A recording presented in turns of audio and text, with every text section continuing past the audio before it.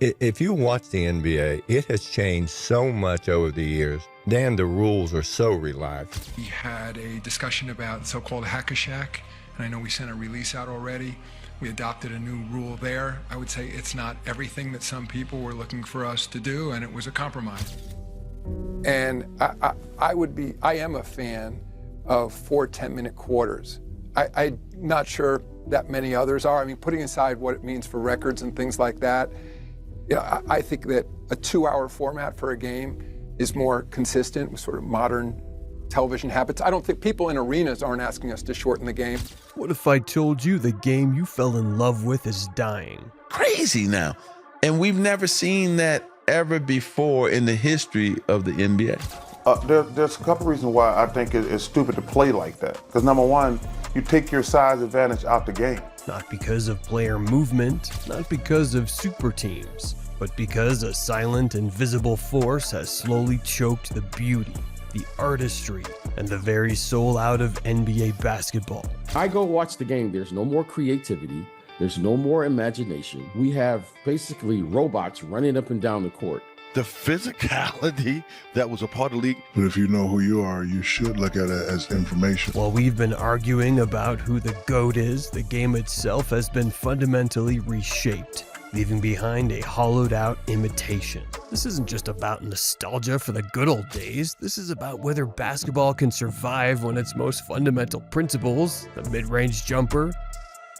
Rebounding. Bryant, nothing but net. That's a long 2 for Kobe. Catch it, now throws it back to Michael. Caught him with one hand from 15 off the board. Talk about an athlete, what a shot. A save and a shot by MJ. The post up. LeBron getting into the paint. All the way coming. It goes! Counted and one for LeBron James. The art of the contested shot are deemed inefficient, obsolete, even wrong. In the corner, got pushed by Porter. Oh my goodness! How about that? I thought Jokic bangs into Booker, flicks it up, and it goes. This is about a league that sacrificed its aesthetic for algorithms, trading joy for optimized probabilities. The cost? A generation of fans slowly but surely checking out. Remember when basketball was a symphony? When every possession felt like a unique improvisation? Oh, a faithful Scottie Pippen in the face of Patrick Ewing, who did not appreciate it. When players like Michael Jordan would hit a turnaround fadeaway from the elbow. By 5, have Steve Kerr on the floor for the first time. Michael fades and fires over Mason and drills it. And the crowd would erupt, not just for the points, but for the sheer audacity, the skill involved. That was basketball with a soul. But then the virus arrived. It wasn't a player or a coach. It was a spreadsheet, analytics. Suddenly, every shot was assigned a value. The corner 3, the rim attack, high value, mid-range, the contested post-up, low value. Defended by Simmons. Is this the dagger? It's a physical game. Oh, me, oh, my. A monster jam by Blake Griffin.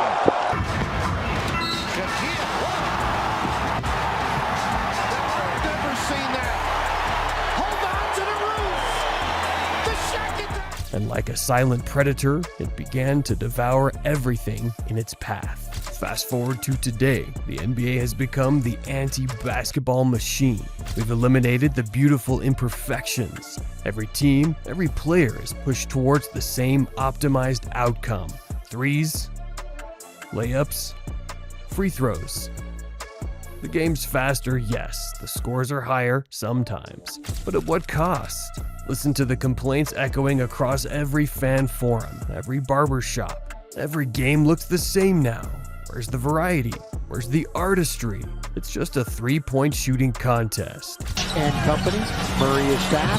LeBron, 2 in a row. From distance. Build here in South Philly. Maxey, 3 to shoot. Harden from deep. Years old and just a tremendous read, but Embiid continuing that possession with that offensive rebound leading to that great pass from Maxey. Harden together, and he buries it.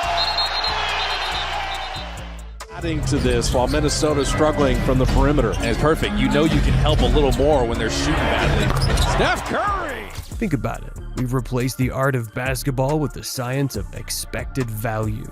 Players who once thrilled us with their unique offensive arsenals are now forced to conform. If you look at his record, he almost played every game like 5 or 6 times throughout his career. He didn't miss one game. He played in every game. We wanted to play in every game. Coaches are celebrated for maximizing efficiency, not for cultivating creativity. We're witnessing the homogenization of greatness. This isn't just a stylistic shift, it's a cultural crisis for basketball. And for the fans and for the organizations and for the overall health, I dislike it. I hope they get rid of it. This game was built on moments of individual brilliance, daring moves, and iconic shots that defied logic. The mid-range was a weapon of mass destruction for legends like Kobe Bryant. It was the space where legends were forged. Bryant forces it up. Stationary. Working one-on-one with 4, with 3, with 2 on the clock. Kobe!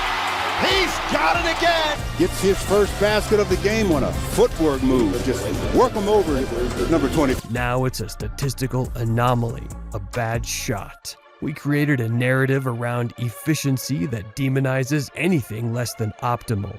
But what about the experience? What about the raw, visceral excitement of a tough shot falling? A player dominating from every spot on the floor? Are we so consumed by numbers that we've forgotten the poetry of the game? Here's the heartbreaking truth. The NBA is at a crossroads. We have a generation of players conditioned to play a certain way. A way dictated by the anti-basketball machine. The art of the post fade. Great scores in the history of this game. One of the most unguardable shots in the NBA. Highs. Gonna have such a touch. A one-legged step back. And officiants are doing that forever. He's one of the most unique offensive weapons to ever play this game. The isolation wizardry. This guy will do something that makes you just fall out of your seat. Iverson breaks the ankles of David Wesley. What a show!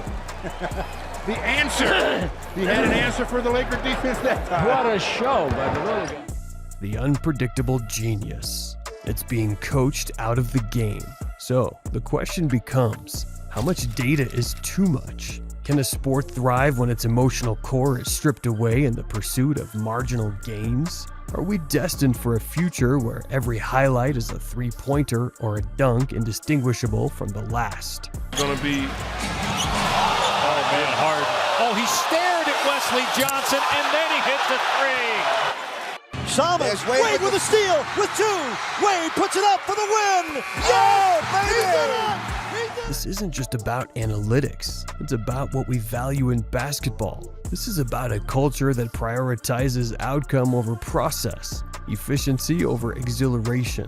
The NBA, once a bastion of athletic artistry, is becoming a sterile lab experiment, optimizing away the very essence that made us fall in love with it. The anti-basketball machine has won for now, but the soul of the game, though wounded, still whispers from the archives, from the highlights of a bygone era, reminding us what we've lost. What a move by Michael Jordan. Is he back? Oh, come on. What a move. What was a 6-point lead is now 3. Chicago has it. Here's Jordan. Playing their first game, number 7 at home. Michael Jordan count the basket, and he will shoot a free throw. The sky hook. Here's the sky hook. And becomes the second player in NBA history to reach 31,000 career points. I'll get the patience for him to do it. Swing left, 16-footer, good. It's an unloaded green swing left, the right-hand sky hook, and 12 is good. This story reveals something deeper about our modern world, our obsession with optimization, our belief that every aspect of life can be quantified and perfected. But basketball, like any great art form, thrives on imperfection, on human error, on the unpredictable genius that no algorithm can ever truly capture. The real question isn't whether analytics work, it's whether we're willing to let it kill the very thing that made us fans in the first place. Because if we lose the soul of the game, what's left to cheer for?